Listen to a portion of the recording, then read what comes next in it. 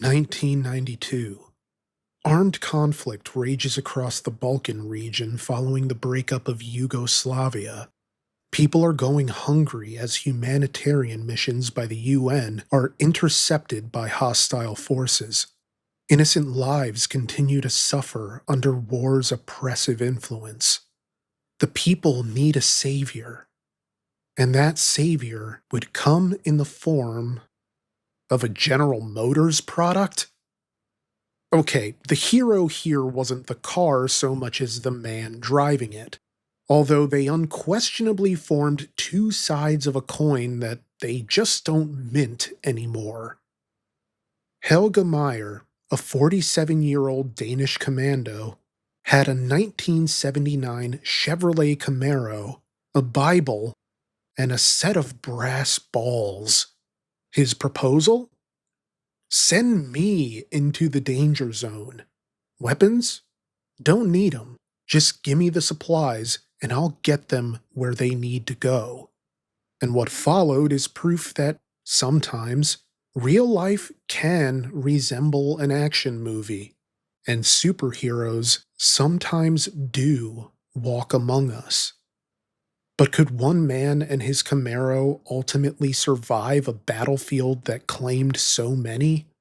Or would his heroism demand the ultimate sacrifice? This is RCR Stories, God's Rambo and the Legend of the Ghost Camaro. Between 1992 and 1995, Bosnia and Herzegovina was the battleground for one of the most horrific conflicts in late 20th century Europe, as the Bosnian War evolved out of the Republic's decision to declare independence from Yugoslavia in 1992. Basically, the three groups that populated Bosnia and Herzegovina were deeply divided over the path their country should take.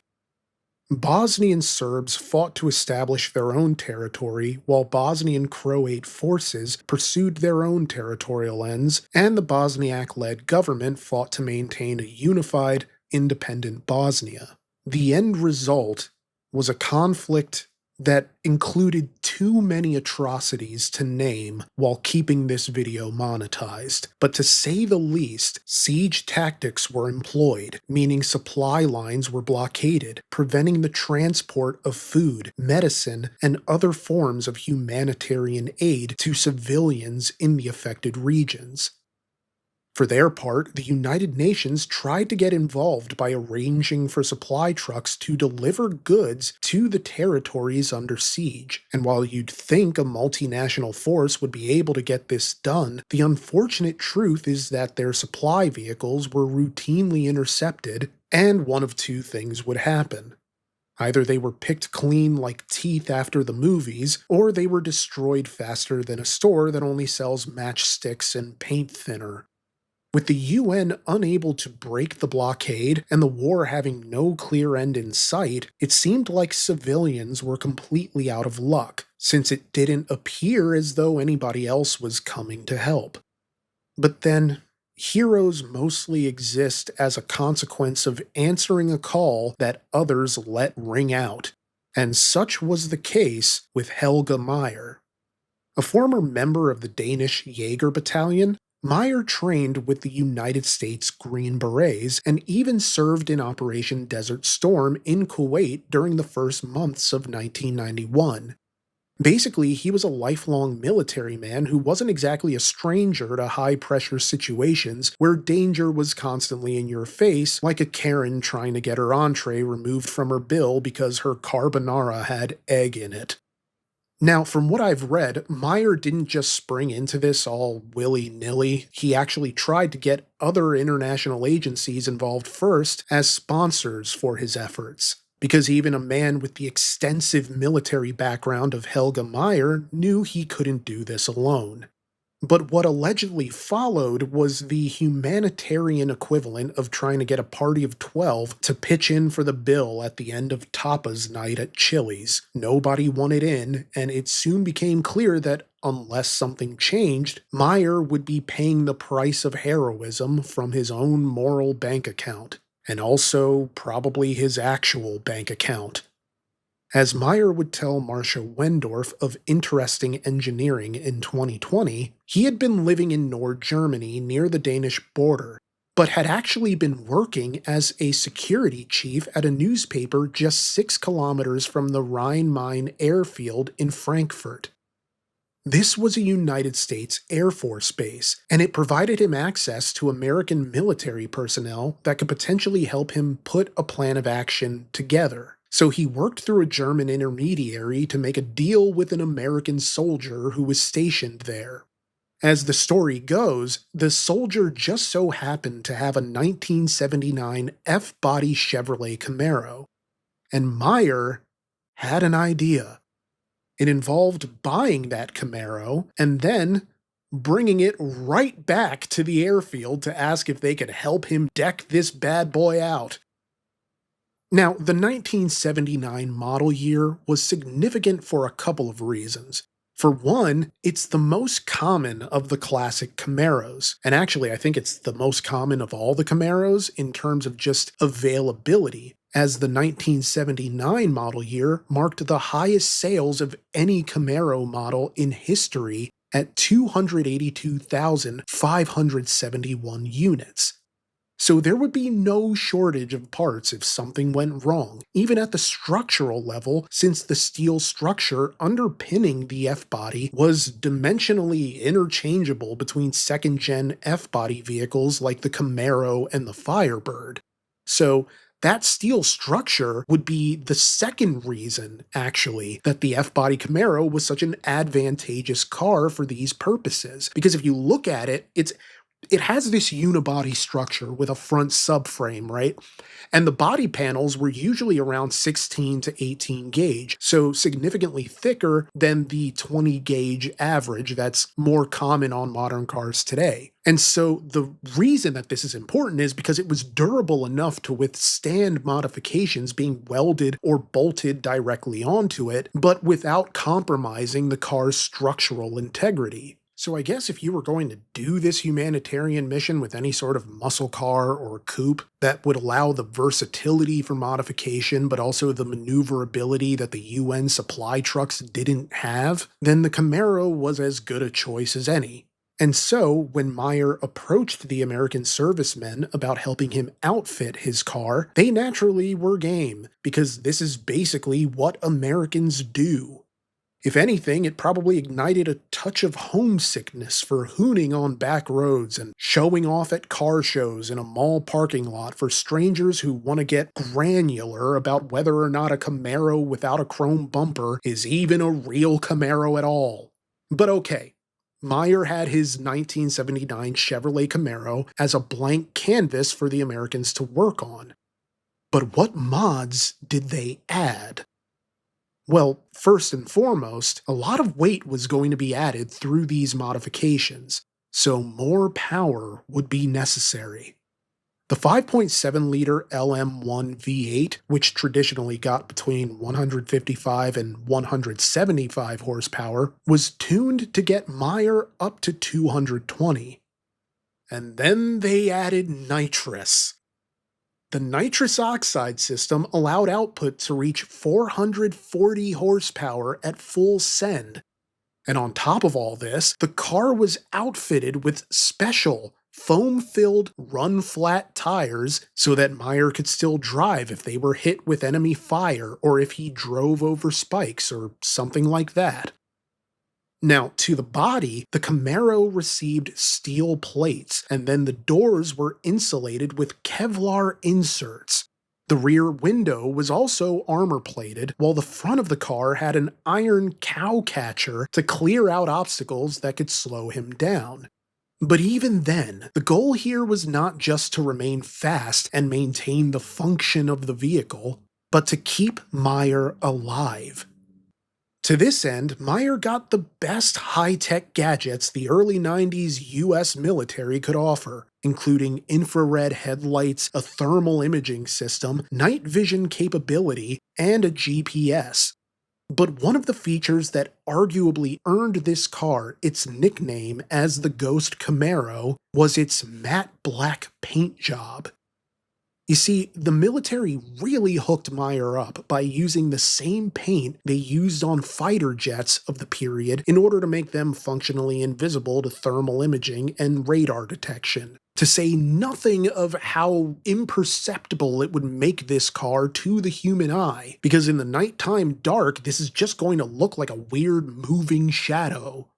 The run-of-the-mill second-gen Camaro, rendered mundane by its total ubiquity, had now become a formidable instrument of salvation worthy of Mad Max. And with the unofficial backing of the US, the UN now decided, hey, if this guy is crazy enough to try and break through the blockade, maybe we should support him, you know? And they weren't alone, as British and New Zealand forces joined up as part of the support provided by the United Nations. In addition, Americans from the Rhine-Main's 21st Replacement Battalion and other donors contributed $12,000 and safety gear for Meyer, while Meyer's own countrymen also contributed, in the form of the Lego Company, which, if you didn't know by now, is Danish. They donated toys to the cause, which had the effect of turning Meyer into Santa Claus by way of Solid Snake. Preparations were complete, and all that was left was to venture out into a no-man's land of unstable terrain, live enemy fire, and landmines on an unsanctioned mission undertaken by a man whom no nation would claim in an official capacity. In that sense, Meyer was in the same position as the people he was coming to help. If something went wrong, nobody would be coming to save him.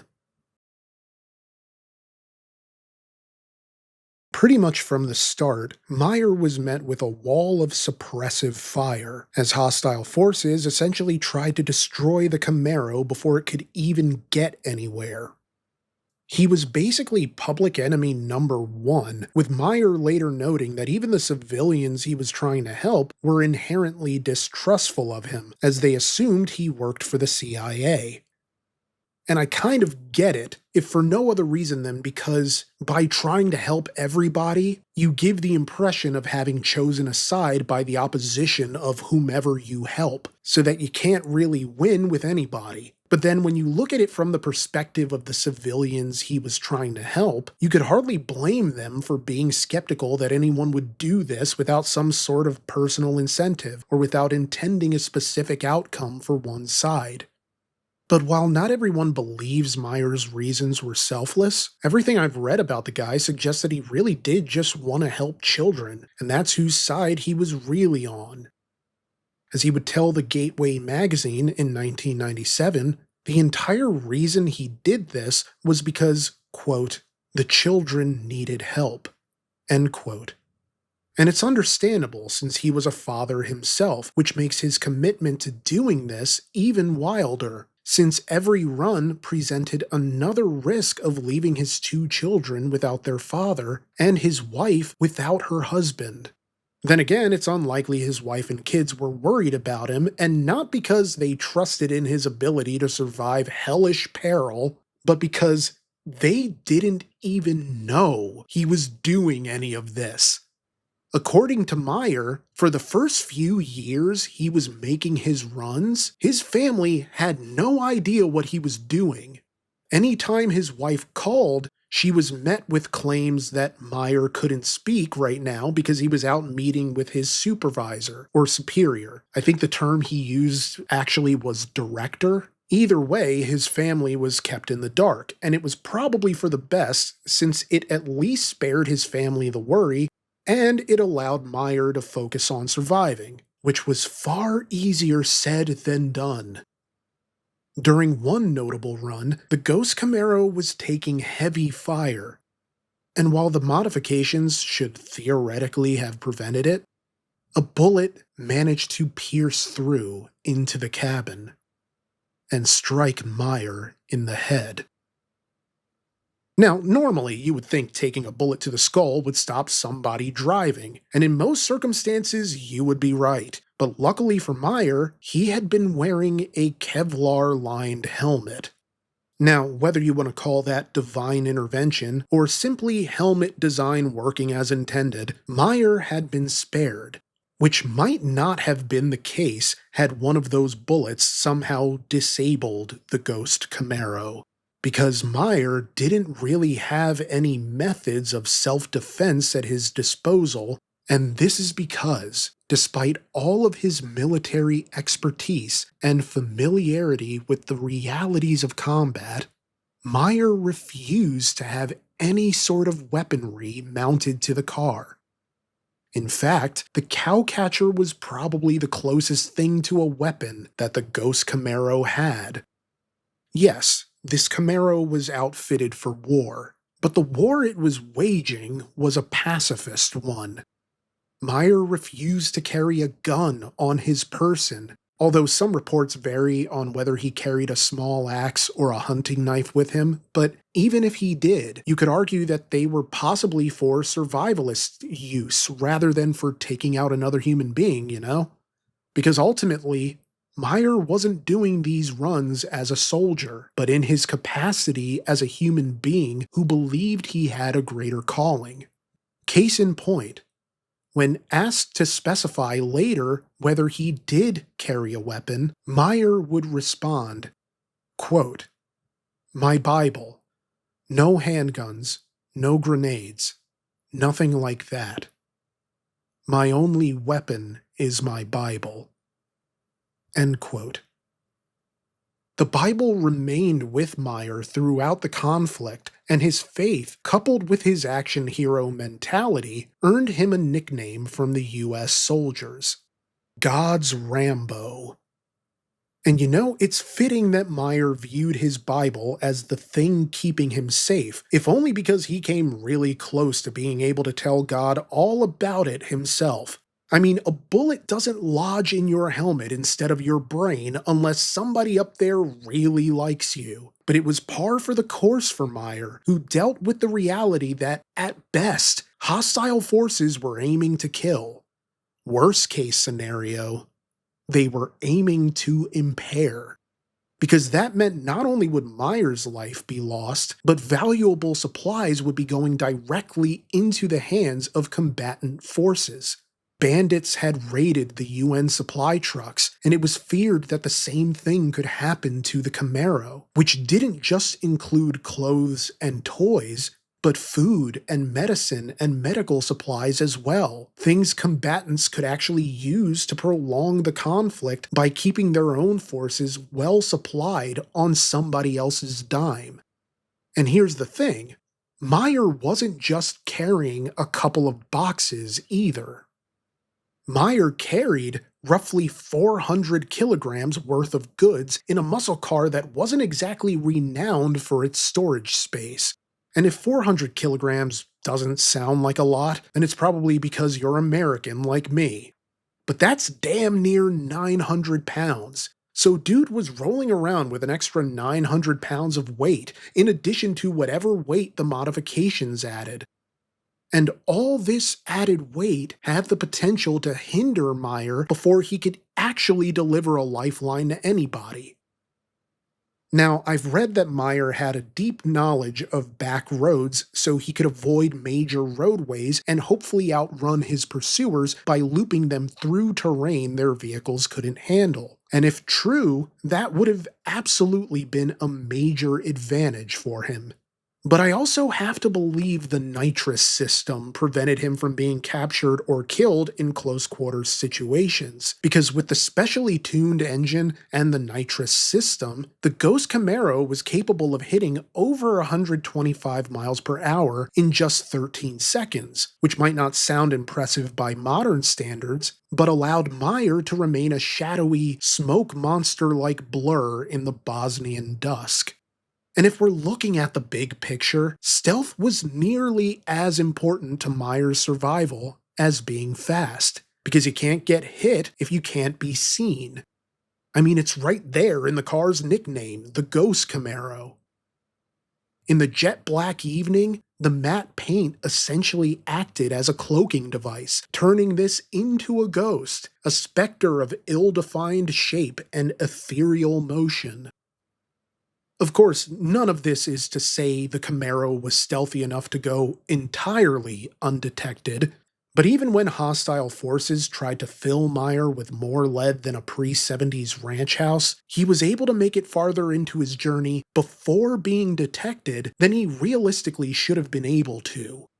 I can't stress enough that stealth is critical when you're under threat of more live arms than a deep-sea octopod, much less when you're openly refusing to carry any weapons yourself. But Meyer's autobiography reportedly suggested that the theatrics of heroism mattered far less to him than the connections he made with people during his runs. Even fleeting moments of kinship carried a hefty emotional weight that contributed a deeper justification to his mission beyond saving lives. And it was the suggestion that, even in the midst of unspeakable hardship, life remained not only worth saving, but worth living thereafter. By 1994, Meyer had spent the better part of 2 years in continuous contact with human suffering. Yet the people he encountered affected him every bit as much as his efforts affected the lives of the civilians he reached. The town of Varesh was part of a municipality that shared the same name, and although only some 12,000 residents lived there, it hadn't been spared the unique horrors of war. Varesh was situated deep within a mountain range that, during wartime, probably would have made it difficult to reach, but Meyer ventured into the town to deliver supplies anyway, as the municipality had been ravaged by a brutal massacre just 1 year earlier, and its horrific effects lingered among the survivors. As Meyer would explain, it was a trip that would remain with him for years to come. Quote, "In the middle of ruins, I examined the surrounding area with my detector, which reacts to body heat. It displayed body heat in the opposite ruin. I saw candlelight through the boarded-up door. I knocked, and the candle went out immediately. After knocking again and saying, 'Mr. Meyer, U.S. Army,' an old man opened the door and asked me inside. A young woman was present with her newborn baby. Everyone was dirty and clearly malnourished, and I got soap, water, food, and baby food from my Camaro. The young mother washed herself and her child and gave the newborn something to eat. We sat around the candle silent for a while. The old man read carefully in his Koran, and I in my Bible, which is my constant companion. Then I pulled back into my car, was about to slip into my sleeping bag, when someone knocked on my window. It was the young woman who put her baby on my bare chest. I will never forget this moving moment in my life." End quote. Over the next several years, Meyer would continue his humanitarian missions, receiving support from private organizations and religious institutions. For example, the Rhine-Main chapter of the Girl Scouts collected clothes and toys, while chapel parishioners started covering his gas money, food, and even highway tolls. No, there's no escaping toll fees even in the middle of a war zone. But all of this extra support was definitely helpful, since the Gateway magazine would state that by 1997, Meyer had spent in excess of 66,000 Deutschmarks, or roughly $42,800 pre-inflation, much of which had been his own money just to make these runs. Yet he persisted, even through the horrific blockade of Sarajevo, Bosnia and Herzegovina's capital. The siege of Sarajevo would ultimately claim nearly 14,000 lives, over 5,000 of whom were civilians. Yet Meyer managed to deliver a Christmas supply drop that included food and baby products. Through it all, the Ghost Camaro continued to risk danger even once the war had reached a stalemate and the worst of the fighting had died down. As Meyer would tell the Gateway, even after the point where the runs became, quote, a piece of cake, end quote, in comparison to how perilous they'd been when he first started, he still ran into trouble due to the hazardous mountain roads. And it's also worth noting that landmines were still active in the region, and so there was every possibility that Meyer would find himself driving over an explosive device. And yeah, the Camaro was heavily reinforced, but there was no guarantee that the Camaro, much less Meyer himself, would have survived a direct blast. Yet these dangers also weren't new. Meyer had spent years intermittently making runs, and the conditions hadn't really changed, even when the circumstances of the conflict had. The Bosnian War came to an end with the signing of the Dayton Agreement in December 1995. Yet Meyer's humanitarian mission took him all the way into the 21st century, as he was reportedly doing delivery runs in Kosovo as late as 2005. And what's interesting about all of this to me, other than that this is something that actually happened, is that I couldn't find any evidence that Meyer suffered any major injuries as a result of his efforts. Now, that doesn't mean he made it out completely unscathed, but you'd think a mission like this would have resulted in Meyer looking as beat up as his Camaro. Seriously, there is no reason any part of this mission should have succeeded, let alone multiple times. Yet through a combination of engineering acumen, fearless driving, and humanist intentions, a light was placed at the end of war's ever-expanding tunnel to prove that it wasn't endless. Helge Meyer returned home to his family, stored the Ghost Camaro in his garage, and then he wrote a book titled God's Rambo. It's only available in German and Dutch, so I haven't been able to read it, unfortunately. But I would imagine if it had been translated into English, some movie studio would have bought the rights by now. Of course, I say this, yet while researching this story, I came across Haggerty's write-up on Meyer's life, and the comments section features a contribution that is supposedly from Helge himself from March 2024 that, when translated to English, reads, quote, "Thank you very much for the kind words. My wife is happy that I am home. Still have my Camaro, January 2022. I signed a film contract with a film lawyer from Beverly Hills, USA. Look at my Facebook page, Helge Meyer. There I stand with a 4-star general." End quote. I don't know that it was Helge Meyer who left the comment or somebody pretending to be him, but if nothing else, contemporary reports note that Meyer did keep the Camaro, albeit with the matte black paint job removed in favor of an orange coat, and he's even supposedly taken it to car shows back home in Germany. With that said, while it's undoubtedly cool that he's managed to keep the Ghost Camaro all these years, Meyer has expressed that he and his wife don't exactly see eye to eye on it, as he would later state, quote, "I still have my war Camaro. I love it very much.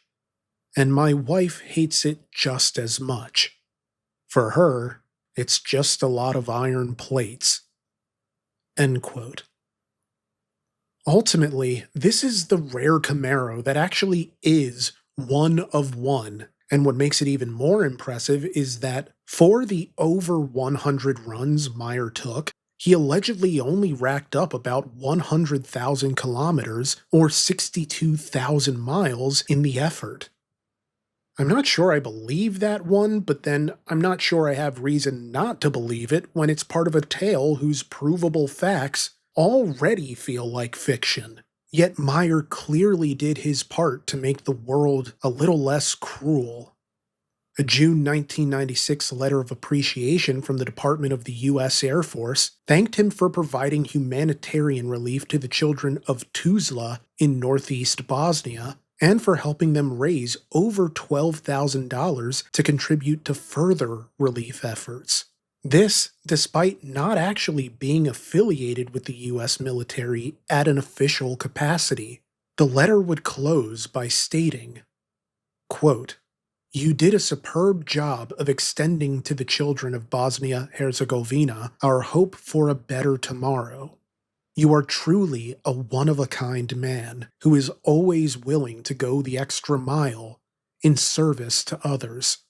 You get things done. I'm very grateful to you for all you have done for the Rhine-Main community and the children of Bosnia. You are the best of the best." End quote. Meyer's exploits have elevated God's Rambo and the Ghost Camaro into automotive legend. Not unlike a fire truck or an ambulance, the sound of that wild, over-tuned engine and the theatrical nitrous oxide system, those sounds, that symphony represented the best part of somebody's worst day because it meant hope in an otherwise hopeless situation. And yeah, he had help from the military, he had help from the UN, and countless others, but the reality is that it was Meyer who was putting his life on the line on each run, and there's no overstating the kind of bravery it takes to embark on a mission like this, or the kind of determination a person needs to see it through, or the wheels they need to have underneath them to sustain it. But even if you have all of those things, I still think a mission like this fails if it isn't motivated by the most instinctual leanings of the human heart, that lives are worth saving, and we should never have to live in a world where that isn't true. Of course, automotive history has never been far removed from war or geopolitical tensions, whether we're talking about a race around the world or the foundation of an American motorsport institution. But those are tales for another day. Thank you so much for watching. If you enjoy the show, please leave a like, a comment, subscribe, or even share the video. And be sure to tap the bell icon so you're notified for every new video. But if you want to support me to continue making these automotive history videos, join us on Patreon for just $1. The link is in the description.